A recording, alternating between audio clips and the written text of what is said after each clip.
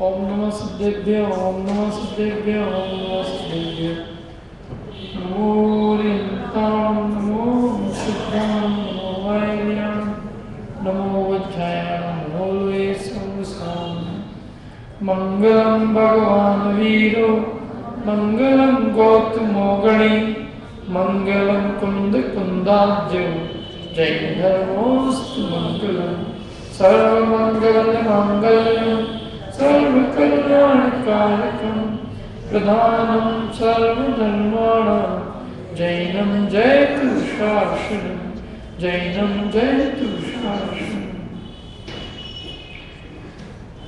तीन भुवन में सार वीतराग विज्ञान का शिव स्वरूप शिव का नमो त्रियोग समान के। जीव जीव तत्व संबंधी अपनी भूल चल रही है। अरे एक इसमें कल अपन ने जीव जीव तत्व संबंधी भूल का जो दोहा था वो अपन ने देखा था। देखो इसमें क्या है, ये तो इसमें आपको ये बताना है, इसमें दो प्रकार की बुद्धि छिपी हुई है। एक तो अहम बुद्धि और एक ममत्व बुद्धि। क्या होती है ये?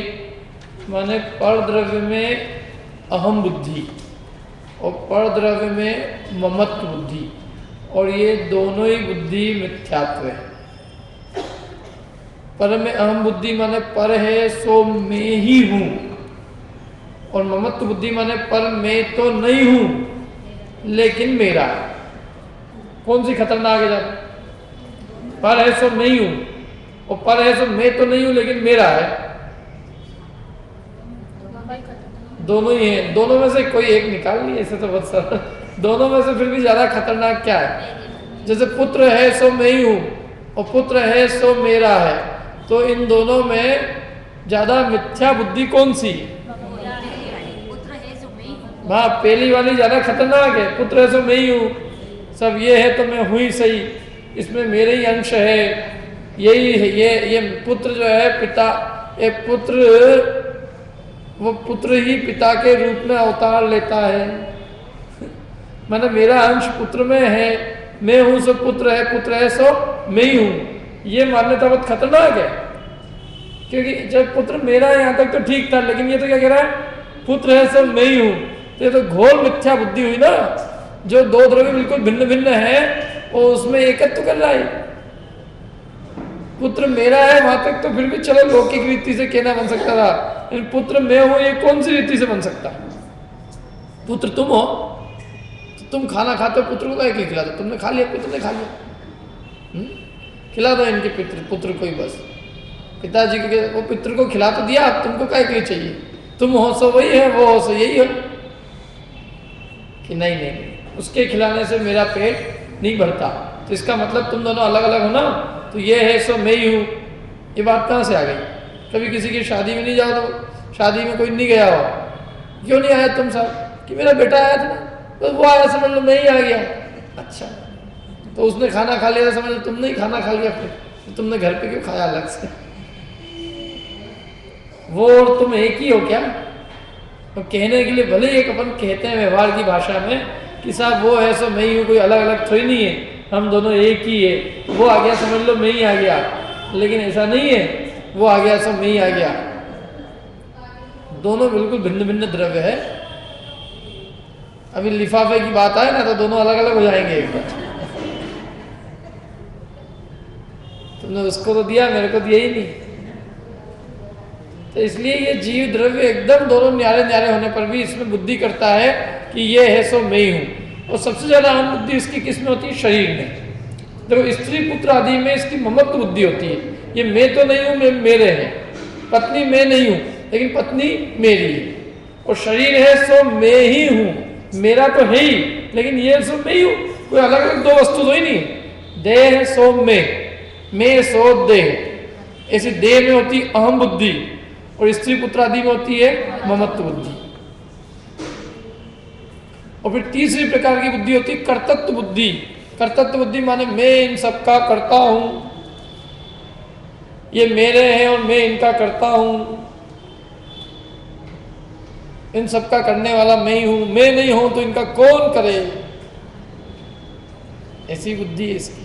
मैंने अभी तक तो यहीं तक ही था, ये मैं मेरे हैं, अब तो ये मेरे के बाद में और आगे बढ़ा, मैं इनका करता भी हूँ, मेरे तो है ही और मैं इनका करता हूँ। क्योंकि कभी किसी से कहो ना कि क्यों ये मंदिर किसका है, कि नहीं ये मेरा तो नहीं है, लेकिन जो काम वाम हुआ है मंदिर में वो आपको कैसा लगा, वो तो सब मैंने ही कराया है ना सही मेरा, लेकिन काम तो मेरा है, उसकी तो क्रेडिट दो। होता है कि नहीं होता ऐसा? तो हम वहां पे आ जाते हैं कि मेरा भी नहीं है लेकिन मेरा किया हुआ है, मैं इसका करता हूं। वो कहते हैं कि ये भी मिथ्या बुद्धि है, तुम इसके करता भी नहीं हो। क्यों? क्योंकि वो द्रव्य स्वयं ही अपनी परिणति का करता है, उसका उत्पाद वे द्रव्य उसमें स्वयं में होता है, तुम उसके करता भी नहीं। फिर चौथी बुद्धि होती है भोक्तृत्व बुद्धि, कि चलो ठीक है साहब, मैंने किया भी नहीं, ये मेरा भी नहीं, ये मैं भी नहीं, लेकिन मैं इसको भोगने वाला तो हूँ ही, अच्छा बुरा जो भी होता है उसका भोगने वाला तो मैं ही हूँ। किसका भोगने वाला? परद्रव्य का। तो वो कहते हैं कि ये परद्रव्य का भोगने वाला भी नहीं है, पर तो ये है ही नहीं, पर का स्वामी भी नहीं है, पर का कर्ता भी नहीं है, और पर को भी नहीं भोगता है। तो किसको भोगता है? ये अपने ही ज्ञान दर्शन स्वभाव को भोगता है, अपने ही आत्मिक गुणों को भोगता है। पर को तो इस जीव ने आज तक कभी भोगा ही नहीं। जैसे कुत्ता हड्डी चबा के अपने ही खून को पी के ये मानता है कि मैं हड्डी चबा रहा हूँ और इसमें से जो खून आ रहा है वो काय में से आ रहा है? हड्डी में से आ रहा है, और छीलता जाता, जबड़े छिला जाते हैं उसके, खून हो जाता है, और खून पीता जाता है और कहता है कितनी बढ़िया हड्डी है, कितनी बढ़िया हड्डी है। अरे हड्डी बढ़िया है कि तेरा खून बढ़िया हो गया है? हड्डी तो हड्डी में से खून आ ही नहीं रहा है, खून तो तेरे ही जबड़े में से आ रहा है, और तू खून हो रहा है और अपने खून को पी के मान रहा है कि हड्डी में से आ रहा है। ऐसे ये जीव अपने ज्ञान दर्शन को भोगता है।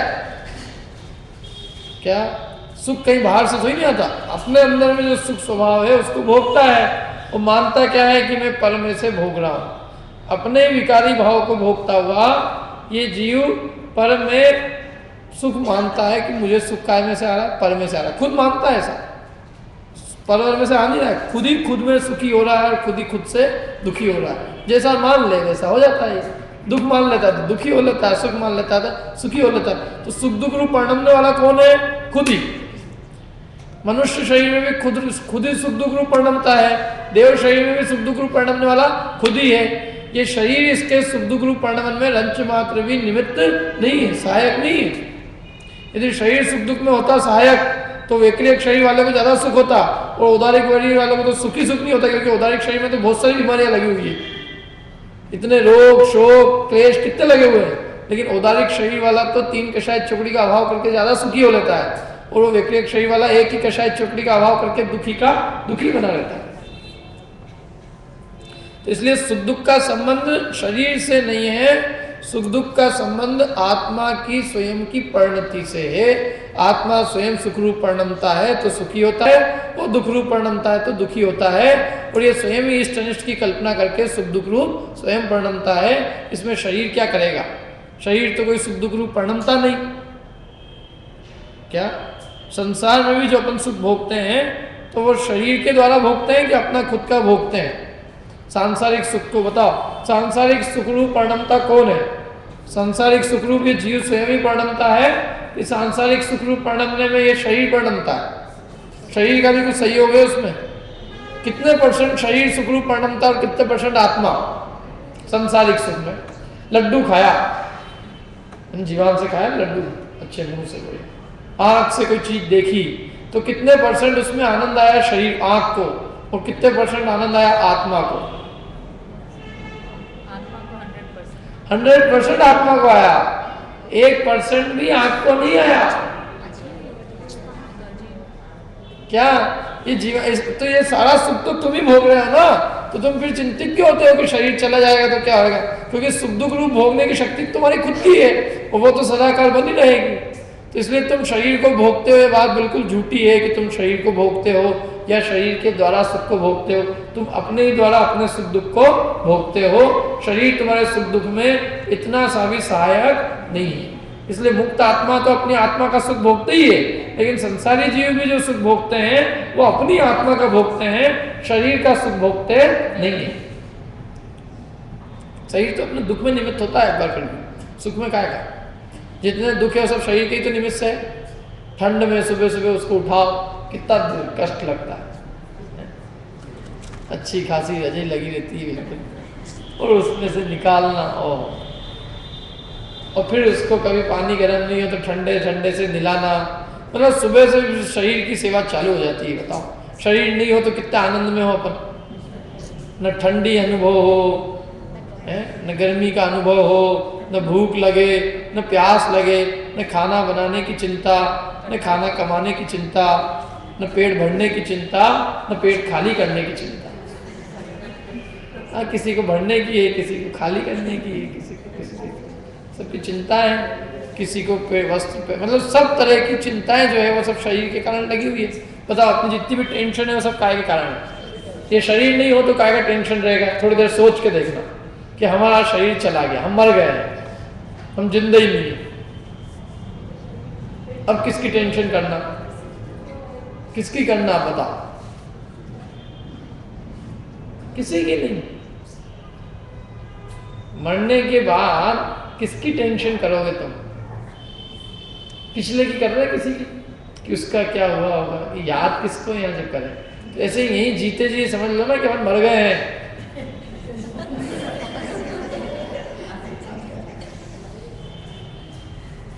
तो किसकी टेंशन, फिर किसका विकल्प? तुम तो बने रहोगे, तुम्हारा कुछ भी नहीं होने वाला। तुम यदि अंतर्मुहूर्त के लिए अपने आप को मरा हुआ भी मान लोगे तो तुम्हारा नुकसान तो कुछ नहीं होगा, लेकिन जो शांति अनुभव होगी वो ऐसी वचनातीत होगी कि तुम सचमुच फिर ऐसे ही चाहोगे कि वास्तव में मैं मरा हुआ ही हूँ, मैं काहे के लिए जिंदा अपने को मानूं, जिंदा मानना माने मैं क्यों अपने को शरीर सहित मानूं, मैं तो वास्तव में शरीर से कोई जुदा भिन्न ही तत्व हूँ, इन सब संयोगों से मेरा कोई संबंध नहीं है, ये सब झूठे हैं सारे के सारे, क्षण भंगुर है। एक बार जो दिखता हो दिखता ही नहीं, अनंत काल तक कहाँ गया, फिर गया से गया क्या? ऐसे ऐसे बिगड़ते हैं, एकदम बादल बिगड़ते हैं ना, ऐसे बिगड़ते हैं सारे संयोग। तो इसलिए वो कहते हैं कि इनमें ये बुद्धि करना कि ये मेरे ये मिथ्या है, मैं इनका भोगने वाला भी नहीं। और शरीर, अपन तो बात किसी कर रहे थे ना, जितने दुखी है वो सब शरीर के निमित्त से है, और अपन ये शरीर के निमित्त से दुखी है, लेकिन फिर भी इसको, इसमें अपनापन छोड़े बिना, अपनापन छोड़ते ही, इसमें अपनापन किए बिना मानते ही नहीं, जिसके कारण दुखी है। और जरा सा उसको लगता है इसका वियोग हो रहा है तो सबसे ज्यादा दुख होता है, रोते हैं लोगों, चला गया, क्या हुआ कि उसका शरीर चला, मतलब वो यहीं हो गया जी, तो गया उसका क्या हो गया, उसमें शरीर से मुक्ति मिल गई उसको। तुम्हारी भी शरीर की मुक्ति होगी तो क्या दिक्कत है कि अरे मुक्ति तो ही नहीं कहते, उसको मरण कहते, तुमको मालूम नहीं। अरे मरण नहीं है, वो मुक्ति है, देह रूपी कारागृह से मुक्ति। तो मुक्ति तो अच्छी चीज है ना, जेल से मुक्ति में अपन हर्ष मनाएंगे कि शोक मनाएंगे? बताओ। तन को अपन ने कल कहा था ना, तन क्या है? कारागृह है। तो कारागृह से मुक्ति में हर्ष मनाया जाता है कि शोक मनाया जाता है? भगवान महावीर स्वामी मोक्ष गए तो उस समय लोगों ने रोआ न मांडा कि बल्कि और खुशी से रत्नों के दीपक जलाए। क्या किया अपन? निर्वाण उत्सव पे क्या करते हैं? रोने लगते हैं क्या? अरे आज चले गए भगवान, आज उठ गए, ऊपर ही उठ गए। अपन आनंद मनाते, किस बात का आनंद मनाते हैं कि उनका मोक्ष हो गया, शरीर से आज सदा काल के लिए मुक्ति हो गई। तो इसी प्रकार हमारी भी जो देह से मुक्ति हो रही है, देह का छूटना हो रहा है, तो इससे बढ़िया और क्या है? किसा वो नया देह मिल जाता है, तो नया इसलिए मिलता है क्योंकि तुम देह में प्रेम करते हो। यदि तुम इस देह में प्रेम करना छोड़ दोगे तो नई देह तुम्हें मिलेगी। तुम प्रेम करते करते मरते हो, इसलिए प्रेम करते करते मरने वाले को फिर मिल जाती है, तुमको चाहिए ना है तो फिर। तो इस प्रकार से शरीर तो दुख का कारण, लेकिन फिर भी ये जीव शरीर में अहम करता है। फिर अहम से छुड़ा इसको कि तू शरीर नहीं है, तो कहला कोई बात नहीं, ये तो मेरा ही, तेरा नहीं है ये, तो किसका है? तुम्हारा है ये नहीं, ये तेरा नहीं है, ये वास्तव में ये केवल संयोग हुआ है, ये परद्रव्य है। और न तो इसका कुछ करने वाला है, ये तो अपने आप आता है और अपने आप चला जाता है, और न तो इसको भोगने वाला है। अपने को ये निकालना है इसमें से। आप बताना कौन कौन सी बुद्धि में अहम बुद्धि है और कौन कौन सा में ममत्व है। मैं सुखी, जैसे आंसर दिया ना अगली वाली स्लाइड में, देख लेना, उसमें कोई बात नहीं। मैं सुखी, तो मैं सुखी ये कौन सी बुद्धि है? अहम बुद्धि। मैं दुखी, अहम बुद्धि। मैं रंक, अहम बुद्धि में रंक, वैसे लिखा है इसी तरह से, लेकिन वैसे मैं रंक में ममत्व बुद्धि होती। धन मेरा है, धन में ही हूँ, पर ऐसा है धन में ही हूँ मतलब मैं धन के निमित्त से गरीब हूँ, ऐसा तो मानते ही है। मैं गरीब हूँ, मैं गरीब हूँ ना, मेरा गरीब नहीं हूँ, मैं गरीब हूँ। मैं गरीब हूँ, मैं राजा हूँ। और मेरे धन, मेरा पैसा है, मैंने ही तो कमाया है, ये कौन सी बुद्धि है? ममत्व। मेरे घर, ममत्व। मेरे गोधन, मेरे प्रभाव, मेरा प्रभाव, ममत्व। मेरे सुत, मेरे बच्चे, मेरी पत्नी, और मेरा ये वो जो भी है। इसमें अपन और भी बना सकते हैं बहुत सारे, ये तो उन्होंने एक नमूना दिया है जिस जिसमें है। क्या? मेरे सुत, किसी के सुत नहीं हो तो मेरी सुता, किसी के ती नहीं हो तो मेरा तिया, क्योंकि वो तो उन्होंने अपने हिसाब से लिखा है। क्योंकि पुत्र, कोई भी पुरुष होगा तो ती लिखेगा, मेरे सुतती है। और कोई स्त्री होती है यदि रचना करने वाली, तो यूं कहती मेरे सुत, मेरे सुतिया, क्योंकि तिया कहलाता ना, पति तो तिया है कि नहीं। तो वो तो अपन लगा देना अपने हिसाब से, वो तो उन्होंने एक नमूना दिया आपको। जिस जिसमें अपनी अहम बुद्धि, जिन जिन परद्रव्यों में अहम ममत्व बुद्धि होती हो उसमें लगाना, और फिर लगा के निर्णय करना कि यदि अपनी ऐसी मान्यता है तो अपना जीव जीव तत्व संबंधी यथार्थ श्रद्धान नहीं है। अच्छा, ऐसे मैं सबल, ये कौन सी बुद्धि है? हाँ। मैं दीन, हाँ। मैं बेरूप, हाँ, ये भी हाँ। मैं सुभाग, हाँ। मैं मूर्ख प्रवीण, आम बुद्धि है सब। अधिकांश में जो है आम बुद्धि।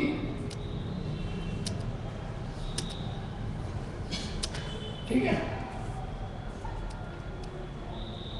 ये दोनों बुद्धि मिथ्यात्व, ये करना मिथ्यात्व है, क्योंकि ये परद्रव्य है, और परद्रव्य में ये मैं हूं ऐसी बुद्धि, ये पर है ना, पर में ये मैं हूं तो बुद्धि मिथ्यात्व, नहीं तो क्या है? यदि पर तुम होते और फिर तुम ये कहते कि ये मैं हूं, तो वो मिथ्या नहीं होती, तो सम्यक होती। लेकिन पर है नहीं और अपनी बुद्धि करता उसमें।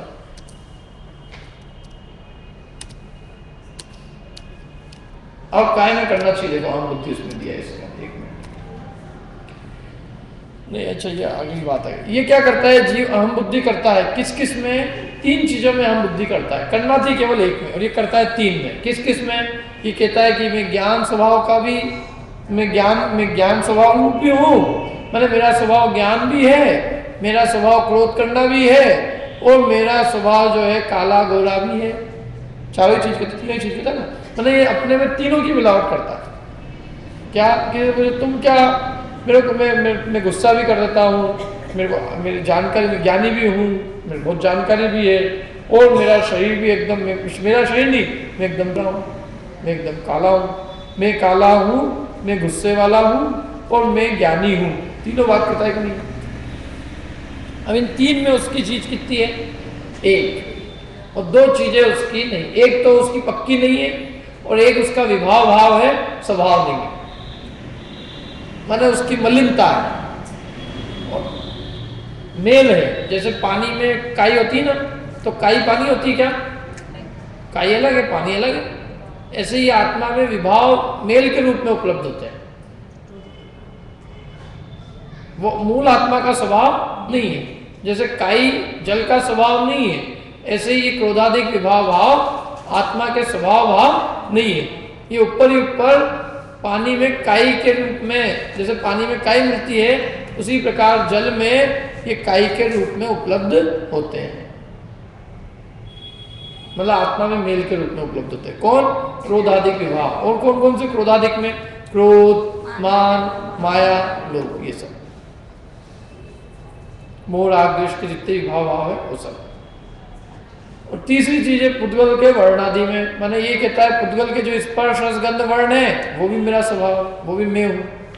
तो पुद्गल की तो चीज स्पष्ट ही प्रत्यक्ष पर है, चलो स्वभाव और विभाव, विभाव तो आत्मा की पर्याय में हुए, भले ही वो विभाव है लेकिन है तो आत्मा की पर्याय में ना, तो वो तो व्यवहार में से कहा भी जा सकता है कि आत्मा का है, लेकिन स्पर्श रस गंध वर्ण तो किसी भी नए से आत्मा का नहीं कहा जा सकता, क्योंकि स्पर्श रस गंध वर्ण किसका स्वभाव है? उद्गल का, शरीर का। आत्मा में स्पर्श है, रस है, गंध है, वर्ण है क्या? किसमें है तो फिर ये उद्गल में। और उद्गल कौन सा द्रव्य है? अजीव। तो अजीव है ना, और तुम क्या हो? जीव हो। तो तुम में स्पर्श का है, तुम में रस नहीं, तुम में गंध नहीं, तुम में वर्ण नहीं। इसलिए कोई तुम्हें कहे कि तुम्हारा ये वर्ण है, तुम्हारा ये वर्ण है, तो ये मेरा वर्ण है ही नहीं, ये तो वास्तव में देह का वर्ण है, हमारा वर्ण नहीं है।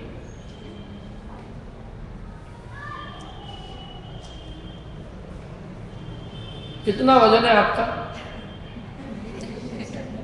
नहीं किसी का है, कोई किसी की कोई गुप्त बात नहीं पूछ रहे, जो होगा सो होगा। लेकिन ये वजन अपन यही बोलते ना, अपना वजन है इतना, मेरा वजन बढ़ गया और मेरा वजन घट गया। तो तुम जो है स्पर्श गुण तो हल्का भारी किसका गुण है? स्पर्श का एक भेद है ना, हल्का भारी, और इस हल्का भारी जो है वो स्पर्श गुण है। स्पर्श गुण किसमें? पुद्गल में। तो मेरा वजन बढ़ गया, तो तुम्हारा बढ़ा कि पुद्गल का बढ़ा? तुम्हारे में तो वजन है ही कहाँ, तुम तो बिल्कुल हल्के फुल्के, या मतलब तुम्हारा तो अहल्के और अभारी हो, तुम स्पर्श गुण ही नहीं है, स्पर्श ना। तो अस्पर्श है जो, तो उसमें ना हल्कापना होता है, न भारीपना होता है, न रूखा होता है, न चिकना होता है, न ठंडा होता है, न गर्म होता है, न कड़ा होता है, न नरम होता है। ये सब किसके गुण हैं? पुद्गल के, स्पर्श के। और स्पर्श गुण पुद्गल में होता है, तुम पुद्गल नहीं हो, तो तुम अपने आप को इतने वजन वाला कैसे कह सकते? मैं 50 किलो वजन, अरे साहब इस साल तो वजन बहुत बढ़ गया। किसका बढ़ गया? तुम्हारा बड़ा वजन। किसका बड़ा वजन? पुद्गल का। लेकिन अपने को क्या लगता है? मेरा बढ़ गया, मेरा घट गया, मैं बढ़ गया, मैं घट गया। यही तो सब अपनी मान्यता है, अहम बुद्धि रूप में ही मेरा वजन है। मैंने वो इसको ऐसा लगता है मैं इतने किलो का हो गया, मैं 50 किलो का हूँ, अथवा मैं 40, जितने भी मैं इतना हूँ, तो कह रहे ये तुम्हारा नहीं है, स्पर्श गुण का भेद है ये। जैसे गंध, मेरा शरीर सुगंधित है, मेरा शरीर दुर्गंधित है, इनके इसमें से तो बास आती है, इनके इसमें सुगंध आती है, अरे सब पुद्गल के धर्म है। चैतन्य के तो वास्तव में जीव जानते ही नहीं। अपन जो भी देख रहे हैं अभी, ये सब जितना भी अपन एक दूसरे को देख रहे हैं, सब किसको देख रहे हैं? सब पुद्गल के ढेरों को देख रहे हैं। अपने असली रूप को तो कोई नहीं देख रहा है। क्या? अपना असली रूप तो किसी को दिखाई नहीं दे रहा है। हम ये सारे पुद्गल ही पुद्गल को देख रहे हैं। एक दूसरे जो दिख रहे हैं, सब क्या दिख रहा है? पुद्गल। अंतर में जो चैतन्य आत्मा है उसका परिचय तो किसी को भी नहीं है। अपना आत्मा तो किसी को दिखाई नहीं देता। अब हम बात करते हैं तो वो इन पुद्गलों के ढेरों से बात करते हैं। अंदर आत्मा से कहाँ है? आत्मा तो अंदर गुप्त है, किसी का दिखाई नहीं देता। हम किससे बात करें? क्या दिखता है किसी का आत्मा? किसी का नहीं दिख रहा। सब जो दिख रहे हैं सारे के सारे, ये सब पुद्गल की मूर्तियां हैं, सब की सब, सारी की सारी। और वो अपने आप अपने काल उससे अपनी योग्यता से निर्मित हो गई। कोई उसको बनाने वाला नहीं, कोई कुछ करने वाला नहीं। अपने आप जन्म हुआ और जन्म से छोटा हुआ, अपने आप धीरे धीरे बड़ा हो गया। इतना बड़ा क्या किया उसको? किसी ने कुछ नहीं किया। अपने आप स्वयं अपनी योग्यता से बढ़ जाता है वो पुद्गल। ये जीव क्या करे उसके अंदर? जीव जबरदस्ती अपने आप को उस रूप मान के और मूर्ख बना फिरता रहता है और दुखी हो लेता है। इसलिए वो कहते हैं इन तीन में अपनी चीज तो केवल एक ही थी। सबसे अच्छी चीज अपनी है और सबसे खोटी चीज दूसरों की। अच्छी चीज सबसे क्या है इसमें? ज्ञान, दर्शन, सुख, वीर, ये अपना स्वभाव। धर्म तो ये सिखाता अपने को कि जितनी खोटी चीज है ना, तुम ये मानो कि वो अपनी है ही नहीं, और जो अच्छी चीजें वो सब तुम्हारी है। ऐसा ये गुस्सा, क्रोध, मान, माया, लोभ, मोह, राग, द्वेष के भाव, ये सब विकारी भाव, ये सब विभाव भाव है। तुम्हारा स्वभाव नहीं है। तुम्हारा स्वभाव तो बिल्कुल ज्ञान, दर्शन, शुद्ध चैतन्य में है। तुम तो खुश हो लो, आनंदित हो लो, क्या रोना मार रखा है? और ये स्पर्श की जितनी भी समस्याएं हैं ये सब पुद्गल की है, तुम्हारी नहीं है ये सारी, ये सब देह संबंधी है और देह तुम नहीं हो। तो इसलिए इसको अहम बुद्धि किसमें करना थी? केवल ज्ञान में। और ये करता है पुद्गल में भी और क्रोधादि विभाव भाव। विभाव भाव है ना, वो अहम बुद्धि करने लायक नहीं है, क्योंकि स्वभाव में अहम बुद्धि करना चाहिए। क्योंकि त्रिकाल टिकने वाला कौन है? स्वभाव। विभाव तो नष्ट हो जाएंगे, क्रोध हमेशा बना रहता है, ज्ञान हमेशा बना रहता है। तो जो हमेशा बना रहे वो अपना स्वभाव है, जो नष्ट हो जाए वो सब क्या है? विभाव भाव, मेल है।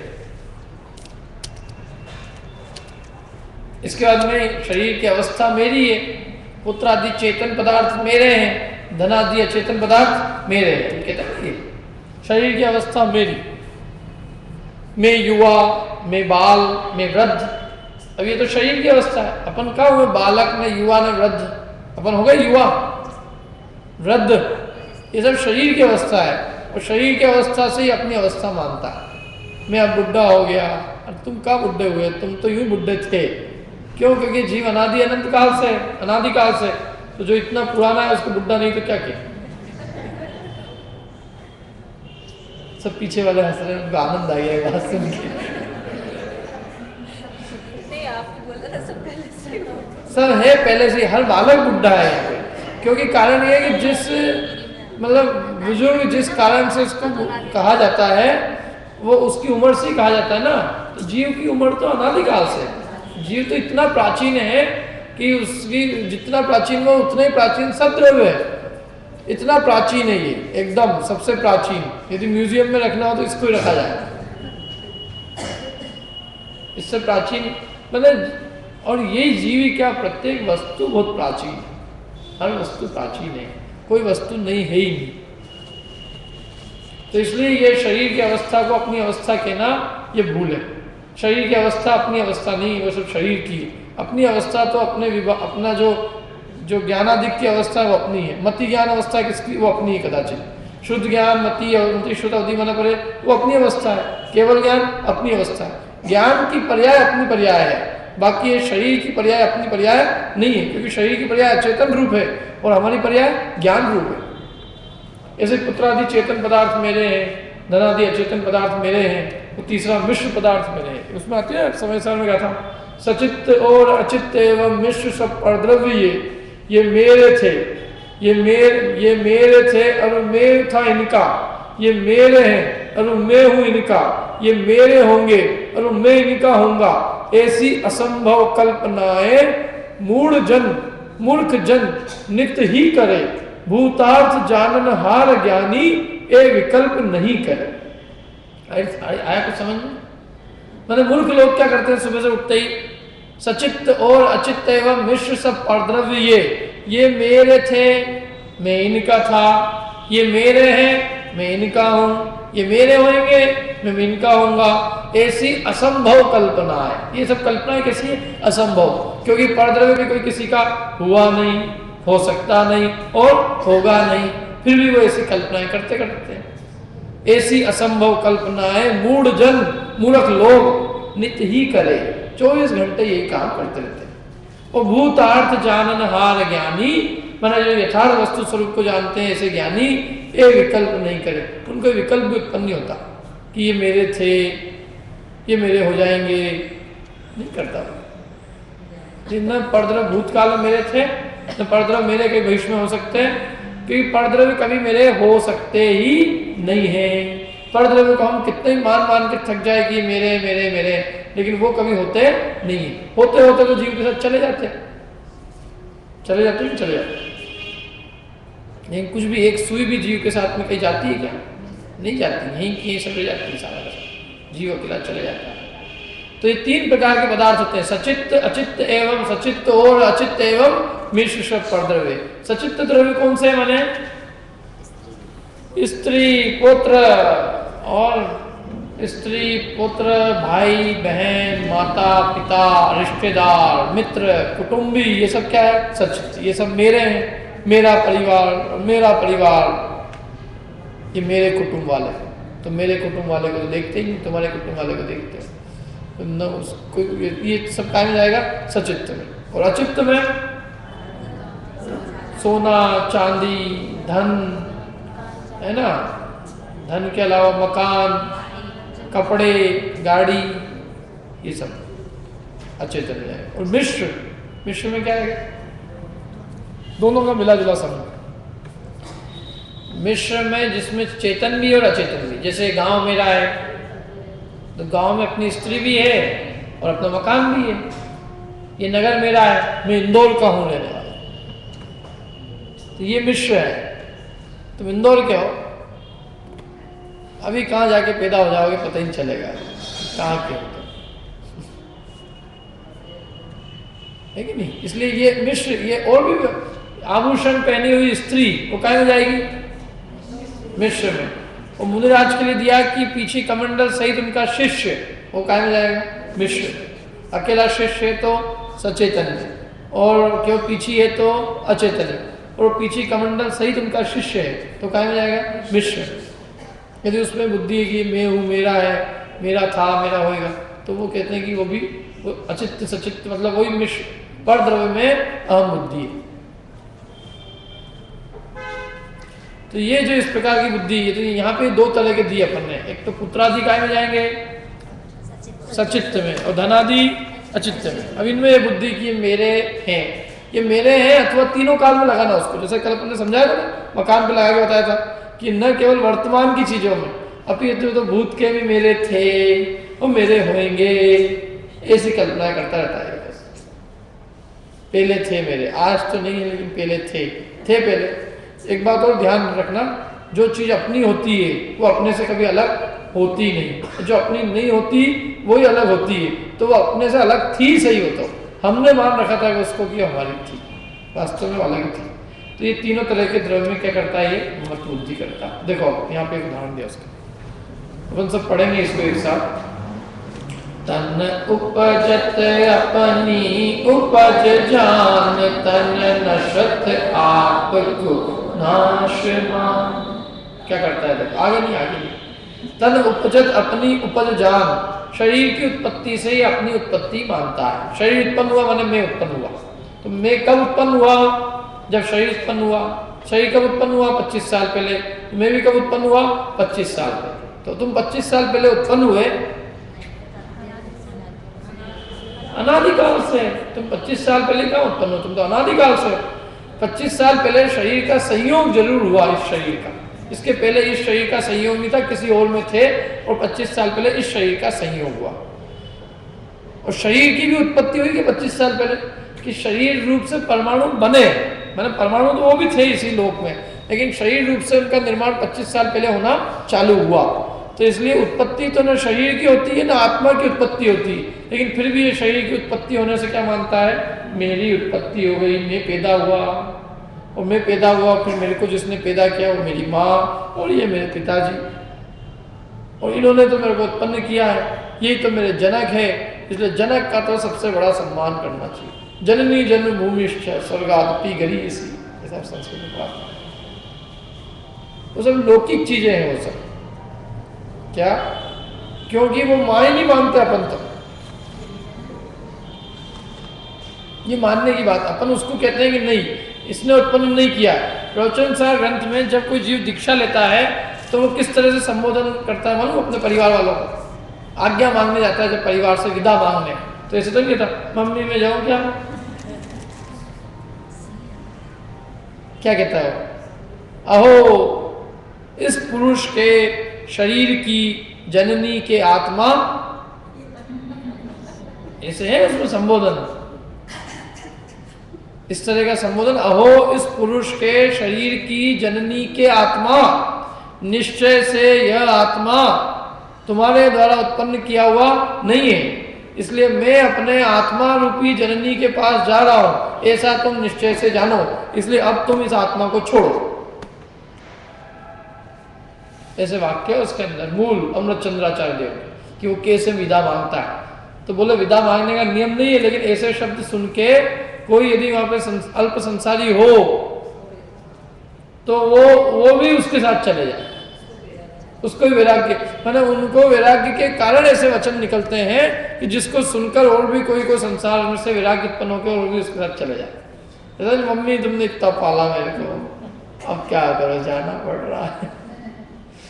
ऐसे वैसे ये बिल्कुल हल्की फुल्की बातें नहीं निकलती हैं क्या, मतलब इतनी गंभीर चीज। अहो इस पुरुष के शरीर की जननी की आत्मा, निश्चय से यह आत्मा तुम्हारे द्वारा उत्पन्न किया हुआ नहीं है, ये तो आज अपने आत्मा रूपी अनादि जननी के पास जा रहा, इसलिए अब तुम इस आत्मा को छोड़ो, जैसे पिता को कहता है निश्चय से हे अहो इस पुरुष के शरीर के जनक के आत्मा, निश्चय से आत्मा तुम्हारे द्वारा उत्पन्न किया हुआ नहीं है, ऐसे अपने पुत्र को कहता है, ऐसा नहीं माता पिता से तो ठीक है, पुत्र को भी ये कहता है अहो इस पुरुष के शरीर के जन्य शरीर के आत्मा, निश्चय से तुम्हारा आत्मा इसके द्वारा मेरे द्वारा उत्पन्न किया हुआ नहीं है, ऐसा तुम निश्चय से जानो, इसलिए तुम इस आत्मा को छोड़ो। ऐसे गजब वचन निकलते हैं इसके।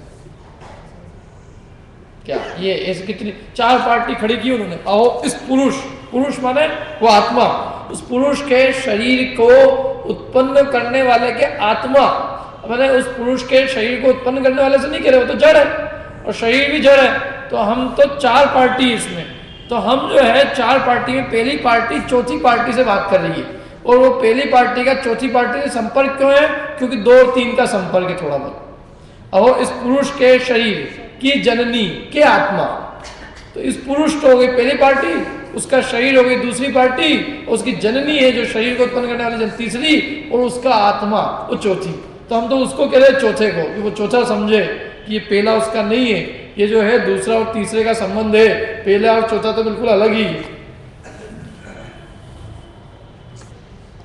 ऐसी पत्नी को भी कहता है ओ इस पुरुष की शरीर की, ओ इस पुरुष की शरीर की रमणी की आत्मा, निश्चय से ये तुम निश्चय से इस आत्मा को तुम्हारा क्या निश्चय से इस पुरुष को तुम्हारी आत्मा रमण नहीं कराता, इसलिए यह आत्मा आज अपने अनादि आत्मा रूपी रमणी के पास जा रहा है।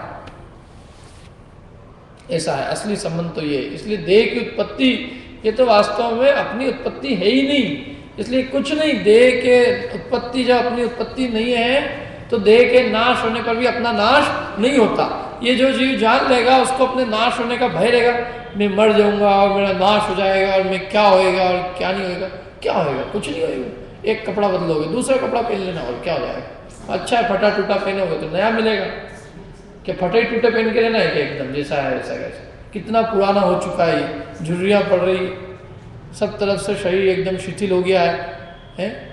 आँख दिखता नहीं है तो एक इतना मोटा चश्मा लगा रखा, और वो भी नहीं होता तो एक इतना बिल्लोरी कांच ले लेके चलते हैं इंसान। दांत से खाते नहीं बनता है तो पीस पीस के इनको खिलाते हैं एकदम, और मुंह ऐसा रहता है बिल्कुल पोपला जैसा है, और वो भी नहीं करता है तो नकली दांत लगवा लेते हैं। कान से सुनाई नहीं देता तो नकली मशीन लग जाती है। आँख मतलब सारे मशीनें से चलता है पूरा, हाथ ऐसा कांपता है, बिल्कुल लाठी ले रखी है जैसे कोई यमराज बुलाने आ रहे हैं उसको। और इतना होने पर भी अब जा रहा है तो जाने दे ऐसा शरीर, अब क्या दिक्कत है। थेगला होता है, थेगला कपड़ा पहन रखा अपन ने 4 फटे टूटे टुकड़े करके, और यदि वो फटे टुकड़े का कपड़ा जो है वो छूट के अच्छा नया कपड़ा मिल रहा हो तो आप रोना मांडोगे उसमें कि अच्छा आनंदित होगे, आनंद की बात, कोई दिक्कत नहीं। फटा टूटे जा रहा तो ऐसे फटा टूटे जा रहा है और कुछ नहीं दिक्कत, नया मिल रहा है अच्छा बढ़िया नूतन। यदि देह भी चाहिए तो अच्छी नूतन मिल रही है, ये तो ऐसी जा रही है ये बिल्कुल, जो कि एकदम नष्ट होने के सम्मुख है, जिसकी सब लोग आस लगाए बैठे हैं कि कब जाएगी ये। तो ऐसी देह के नष्ट होने में दुख किस बात का, क्या इसलिए शरीर के नष्ट होने में कोई दुख की बात नहीं है, क्योंकि शरीर का नाश हमारा नाश है ही, शरीर की उत्पत्ति अपनी नहीं। अपना बर्थडे होता है, अपना बर्थडे, तुम्हारा बर्थडे तुम्हें बर्थ कब हुई, साहब इस तारीख को मेरा बर्थ हुआ, तुम्हारा बर्थ इस तारीख को हुआ। तुम्हारा बर्थ तो अनादिकाल से है, तुम्हारा बर्थ डे ही नहीं है। और बर्थ भी मानो तो तुम्हारी कौन कौन से शरीर की बर्थ माने, तुम्हारे तो बर्थ कितने ही हो चुके हैं, हर दिन तुम्हारा बर्थडे है, क्योंकि कोई ऐसा समय नहीं जिस समय में तुम उत्पन्न न हुए हो, और कोई ऐसा समय भी नहीं जिस समय तुम्हारी पुण्यतिथि नहीं मनाई जाए। हम तो जीते जी तुम्हारी पुण्यतिथि मनाए, क्योंकि इस जीव का वास्तव में कोई ऐसा समय नहीं जिस समय में इसने जीव ने अनंत बार जन्म न धारण किया हो। ऐसा कोई समय नहीं जिस समय में इसने अनंत बार मरण नहीं किया हो। फिर इसी पर्याय का जन्म क्यों मनाना? और मनाना भी हो तो तब मनेगा जब तुम्हारा आखिरी होएगा, क्योंकि फिर नहीं होएगा तो चलो आखिरी मना लो इनका। इन जिनके भी हजारों बच्चे हैं, कौन कौन सा मना है इनका? ये मना है, अगला वाला कहाँ का मना है, अभी फिर मनाने लग जाएंगे। ऐसा मने जो आखिरी हो तो मने। तो इसलिए वो कहते हैं कि अपनी जो है ये सारी जितनी परंपराएं अपनी बर्थडे सेलिब्रेशन, ये अपनी नहीं है। अपने यहाँ तो केवल तीर्थंकरों का जन्म कल्याणक मनाया जाता है, वो भी केवल इसलिए क्योंकि वो उनका अंतिम था, बस इसलिए। तो ये भूल करता है, शरीर की उत्पत्ति में अपनी उत्पत्ति और शरीर के नाश में अपना नाश मानता है। इसीलिए इसको शरीर का मतलब मरने का भय रहता है, मरण भय। और सम्यक दृष्टि हो जाता है तो उसको मरण भय नहीं रहता।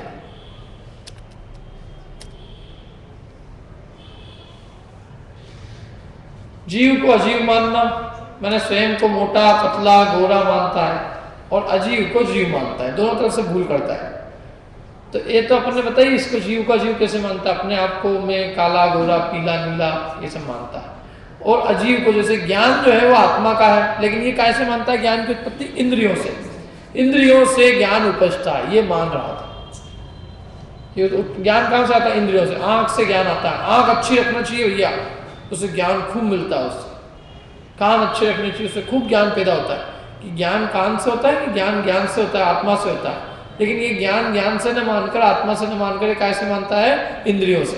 तो जो अपनी चीज थी वो मानता है दूसरों से, और जो दूसरों की थी वो मानता है मेरी है। इसलिए ये इसकी भूल है दोनों तरफ से। जीव तत्व संबंधी भूल ये हो गई कि अपने को अजीव माना, और अजीव तत्व संबंधी भूल ये कि अपनी चीज को अजीव की मान ली। ज्ञान किस में? इसमें है, इंद्रियों में। इंद्रियों से ज्ञान की उत्पत्ति होती नहीं है। ज्ञान तो चैतन्य में, आत्मा में, इंद्रियों से कैसे होगा? तो ज्ञान आत्मा का मानता है, इंद्रियों से होता है, इसकी भूल है। ठीक है, चले आगे। और क्या? शरीर आश्रित वचन और काय की क्रिया अपनी मानता है। मैंने बताया मैंने उपदेश दिया और मैंने उपवास किया, जबकि ये सब क्रियाएं किसकी है? ये सब शरीर आश्रित है। तुम उपदेश देते हो, अभी लखवा पड़ जाए तो फिर दो। तुम रहे कि नहीं रहे? तुम रहे तो तुम यदि उस क्रिया की करता हो तो तब भी करो ना। अरे वो उसका उपदेश और उपवास आदि क्रियाओं का करता शरीर है। अपन तो उसमें भाव के करता है कि उपदेश देने के भाव के करता हम हो सकते हैं, उपवास करने के भाव के करता है, हम उस क्रिया की करता नहीं है। वो क्रिया होना शरीर आश्रित है, हो भी और कदाचित न भी हो। समझ में आया ना? इसलिए ये ऐसा मानना, देह आश्रित क्रियाओं को अपनी मानना, ये कहते हैं कि ये उद्गल मतलब जीव जीव तत्व संबंधी भूल है। जैसे अन्य जीव शरीर आश्रित क्रियाओं में अपनत्व करते हैं, ऐसे ये भी शरीर आश्रित क्रियाओं में अपनत्व करता है। अन्य जीव लोगों खाने पीने में अपनापन करते हैं कि मैंने इतना खाया, मैं इतना खा लेता हूँ, और ये कहता है कि मैं इतना नहीं खाता। तो मैं नहीं खाने की क्रिया का करता हूँ और एक कह रहा है मैं खाने की क्रिया का करता हूँ। दोनों शरीर की क्रिया का करता है। और मानना क्या था कि हमें शरीर की क्रिया करता हुई नहीं, ना मैं खाने का करता हूँ, मैं नहीं खाने का, क्योंकि ये शरीर आश्रित है। ऐसे मैं बोलता अच्छा हूँ और दूसरा कहता है मेरी तो वाणी अच्छी नहीं है, मेरे को तो बोलने ही नहीं आता ढंग से। अरे तुम ना अच्छा बोलते हो ना बुरा बोलते हो, ये बोलने की जो वाणी ये भाषा वगैरह का परिणाम। अपना तो केवल बोलने का भाव है बस, और भाव तो अपन कर सकते हैं, लेकिन भाव के अनुसार भाषा निकले ही सही ये कोई जरूरी नहीं। भाषा वगैरह का परिणाम स्वतंत्र है, भाव होते भी रहे और भाषा न निकले। रात को कितना तुम बोलते रहते हो, कितनी भाषा निकलती? कुछ नहीं निकलती। कितनी बार बोलने का खूब भाव होता है, मन ही मन में चल बोलते बोलते नहीं बनता। लखवा के तो स्पष्ट उदाहरण है कि नहीं, बोलने का खूब भाव है लेकिन बोलना नहीं बनता, क्योंकि वो पुद्गल की जो भाषा वगैरह है उसका उसमें परिणमन नहीं होता। ये तो क्या है, ये सब चीजें ये निमित्त निमित्तिक संबंध है। हम बोलने का भाव करते हैं, इतना हमारा काम है बस। उसके बाद में उसके निमित्त से अपने आप आत्मा के प्रदेश हिलते हैं, फिर आत्मा के प्रदेश हिलते हैं तो उससे होठ हिलते हैं, फिर होठ हिलते हैं तो उससे जो संसार में भाषा वगैरह होती है वो वचन रूप परिणमित होती है, तब वो शब्द का काम निष्पन्न होता है। अब ये तो इतना सारा काम हुआ, अपन ने तो केवल एक काम करके अपना बंद हो गया। लेकिन अपन तो क्या करते हैं, वो आगे के जितने भी काम है उन सबका करने वाला कौन है? मैं। तो शरीर का काम शरीर से हुआ अपने आप, और हमने शरीर की क्रिया का कर्ता अपने को मान लिया। इसलिए कहा कि उन्होंने जीव जीव तत्व संबंधी ये भूल होगी। और देखो तो इसका निर्धार रूप श्रद्धा नहीं है। निर्धार रूप बना, ये बातें तो खूब बनाता है ये, ऐसा नहीं कि कभी ये तत्व वत्व सिखाओ इसको, अपन एक पाठशाला में इसको अच्छा पढ़ाया तो पढ़ के अच्छा सीख जाता है, और सीख के कुछ बातें भी बनाने लग जाता है कि भैया आज हमने पढ़ा, क्या पढ़ा कि देह जुदा है आत्म जुदा है, इसलिए आज से कोई भी देह की बात करेगा तो हम कह देंगे ये तो देह की है, मेरी नहीं। तो बातें बनाता है, लेकिन अंदर अंदर कुछ नहीं है इसके, भाव वासम नहीं है, बातें बनाना सीख गया। एक फ्रेज होता है ना, तुम बातें बहुत बनाते हो, मतलब बातें बहुत बनाते हो मतलब तुम्हें अंदर में कुछ काम वाम तो कुछ करते नहीं, बस बातें बनाते हो। ऐसी बातें बनाता है, लेकिन बातें बनाता है शास्त्र के अनुसार और मानता है अपनी मान्यता अनुसार। शास्त्रानुसार बातें बनाता है, आत्मानुसार नहीं करता है काम। कोई पूछना है इससे, जरा से कुछ बिगड़ जाए शरीर का, कैसे हो, अरे जो भी हुआ तो शरीर को हुआ है, अपने को क्या कुछ हुआ है, क्यों बुखार बुखार हो जाए और थोड़ा साधारण भी लोग पूछने आ जाए तो फिर ये अपने आप को बताए, इसको मौका मिल जाए तो आज तो मैं अपने धर्मात्मा होने का सर्टिफिकेट सबको दे दूँ। लोग पूछना है क्यों तुम्हारी कैसी तबीयत कैसी, अरे जो भी है सब देह की है भैया, ये तो तुम तो आत्मा की बात करो कुछ, कि अभी देह की तो तेरी तबीयत देह की खराब हुई ना, इसलिए देह की बात कर रहे हैं कि नहीं तुम ये तो देह को है जो भी है।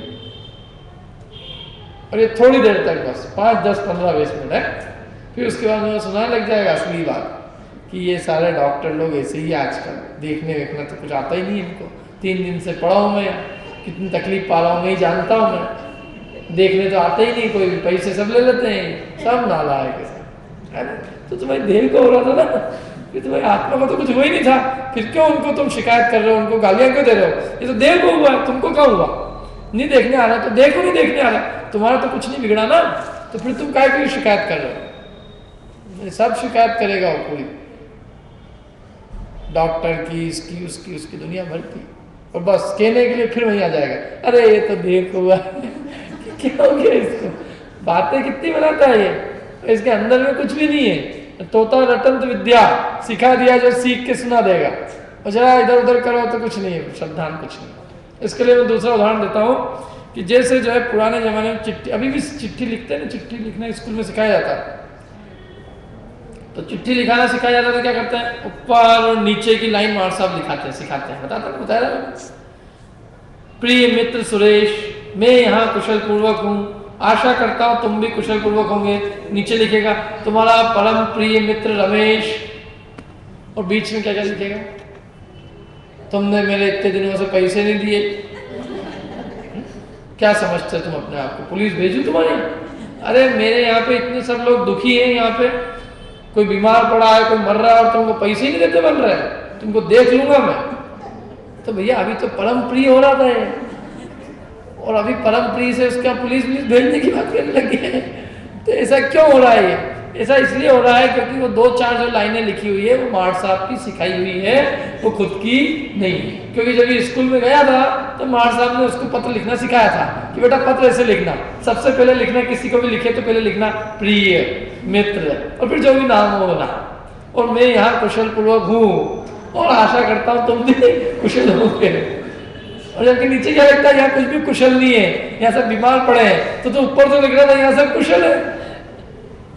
ऐसा क्यों हो रहा है, ऐसा इसलिए हो रहा है क्योंकि वो तो अपन ने बिना सोचे समझे लिख दी, वो तो मार साहब की सिखाई हुई थी तो वो लिख दी, वो नीचे भी मार साहब की सिखाई लिख दी, तो ऐसे जिन्होंने अपने को सिखा दिया तो अपन ने बोल दिया, भाई मतलब तो अपने को है नहीं इससे कुछ, मतलब तो असली जो है वो है। देखो ये बात कब अपने को पता चलती है, अपनी देह की कितनी चर्चा हो गई, देह संबंधी चीजों की चर्चा हो तो अपने को बहुत रस आता है उसमें। आपके मकान की हम चर्चा करें हैं कि आपने कितना अच्छा मकान बनाया, कितने अच्छे बाथरूम बनाए, ओह, तो ये आदमी यहाँ घंटे भर बैठ के सुन सकता है, कोई दिक्कत नहीं लगती इसको, कुछ कंटाला नहीं आता।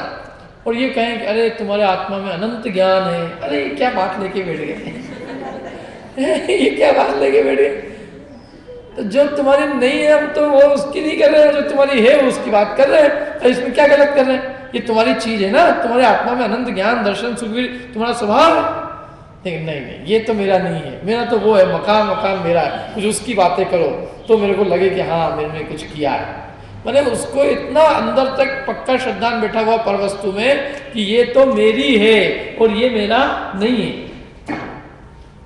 अभी अपन अपनी सभाएं चलती है, अपन बोलो बार बार हे आत्मन, तो जग रहे हो तो 2-4 सो जाए। और यदि किसी का नाम ले लेके पुकारो, अरे रमेश चंद जी सो भी रहे हो तो उस घंटे तो 1 घंटे नींद नहीं आए उनको, फिर अरे आज तो मेरा नाम। तो तुमको उस नाम में कितनी एकत्व बुद्धि है, तुम अपने आप को रमेश ही मानते हो, तुम का आत्मा मानते हो। आत्मा जब कहते हैं आत्मा, तो आसपास में देखता रहता नहीं किसको कह रहे हैं, कौन की आत्मा को कह रहे हैं, या तो कोई आत्मा बैठी नहीं, अरे तुमको खुद को ही कह रहे हैं। मैंने आत्मा संबोधन उसको अपने लिए नहीं रखता है, और इसलिए आत्मा की चर्चा में उसको रस नहीं आता है, क्योंकि उसको लगता है आत्मा की चर्चा तो जैसे किसी और की है और शरीर की चर्चा वो मेरी है। इसलिए शरीर संबंधी उसके कितने गीत गाओ, 1 घंटे उसका सम्मान समारोह रखो और 1 घंटे सम्मान में कुछ नहीं, उसके शरीर के गीत गाए जाओ बस, शरीर के, उसके पैसे के, उसकी चीजों के, उसके मकान के, उसकी दुकान के, सुनता रहेगा आराम से, पैसे दे के सुनवा लेगा ये खुद भी। नहीं हो कोई नहीं सम्मान कर रहा हो मेरे मकान में तो मैं, और ये क्या करता है, अरे लोगों को खिलाता है, क्या दिखाने के लिए, अपना मकान दिखाने के लिए, देखो तो सही मैंने क्या क्या किया है। दिखाता है कि दिखाता है, मकान में सब जगह दिखा लाता है, जहाँ नहीं भी ले जाना वहां भी ले जाएगा। तो ये इसकी स्थिति है, ये इसको उनमें उसमें ही रस है, रस इसका परद्रव्य में इतना पड़ा हुआ है। ये इतना अपन पढ़ते ना, इसको 1000 वज्र के प्रहार डालते हैं इसके ऊपर तो भी ये टस से मस नहीं होता है। ये इतनी अनादि के संस्कार है इस जीव के, इतने पक्के। क्या जैसे वो होता है ना, ये रोड पे, बड़े बड़े रोड पे सांड बैठे रहते हैं, तो सांड पी बजा, तो क्या तुम पी बजा रहे हो, यहाँ इसके पहले जो है बहुत बड़ा जुलूस निकल गया, वो तो बहुत बड़े बड़े बैंड बाजे बज रहे थे इतने अच्छे, हम उससे ही नहीं हटे, तो पी से क्या हटने वाले तुम्हारी। तो ऐसे ही कहता है, हम तीर्थंकरों की वाणी सुनिया है, हम वहां नहीं पलटे तो तुम्हारी पी से क्या बदलेंगे हम तो पक्के आदमी है, इसे कच्चे तो ही नहीं है,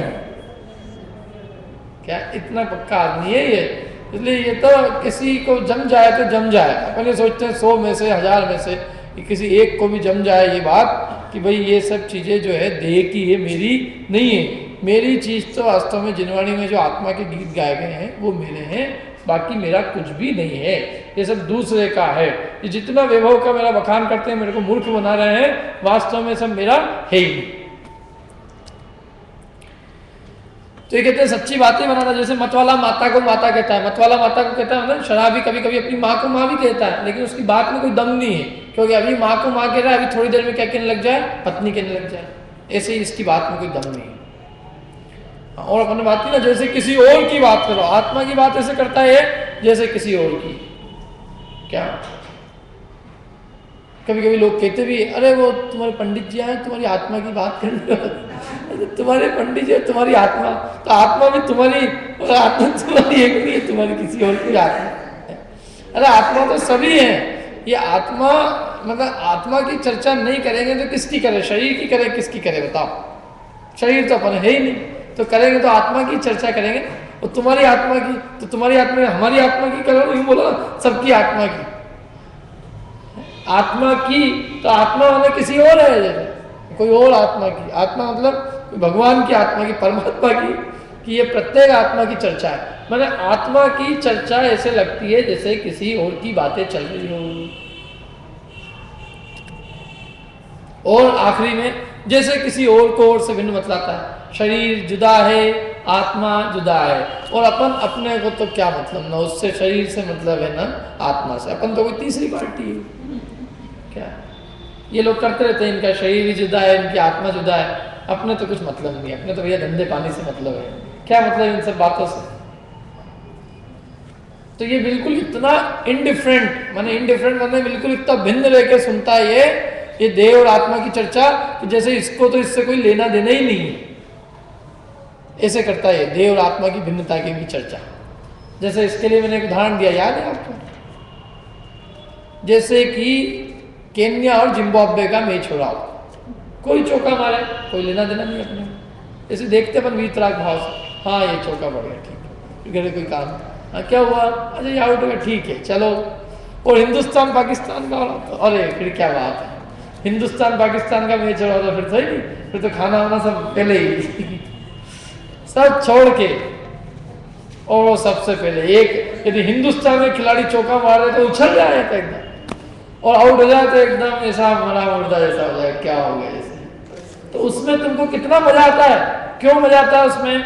क्योंकि उसमें तुमको ये है कि एक पार्टी मेरी है और एक पार्टी मेरे शत्रु की, ऐसा लगता है तुमको, इसलिए मजा आता है। ऐसे ही तुमको यहाँ ये लगे कि यहाँ एक पार्टी अपनी है, माने जो आत्मा की चर्चा है तो वो मेरी पार्टी है, और शरीर की चर्चा है तो वो पड़ोसी की है, तो उसकी तो निंदा होनी चाहिए, क्योंकि वो पर है, उसके कारण जीव दुख भोग रहा है, हो उसकी निंदा कितनी हो। तो यदि उसकी खिलाड़ी मतलब उसकी निंदा हो रही हो, समझ लो ना एक खिलाड़ी आउट हो गया, और अपने आत्मा के गुणों की चर्चा हो तो समझ लेना एक चौका पड़ गया, तो अपने को मजा आएगा। और नहीं तो ऐसा लगे कि हाँ होती हो, देह अलग है, किसी का देह अलग है, आत्मा अलग है, अपन तो तीसरी कोई चीज है, न देह है न आत्मा है, तो कह रहे हैं उससे कुछ काम होने वाला नहीं, इसमें अपने को डूबना पड़ेगा। देह और आत्मा में एक पार्टी अपने को अपनी बनानी पड़ेगी। कौन सी पार्टी? आत्मा में हूं और देह दूसरी पार्टी। ये होगी अपनी जीव जी तत्व संबंधी भूल। क्या बाकी चर्चा अपन आगे करेंगे, समय भी आपका हो गया। ये अटेंडेंस सब लोग दे देना।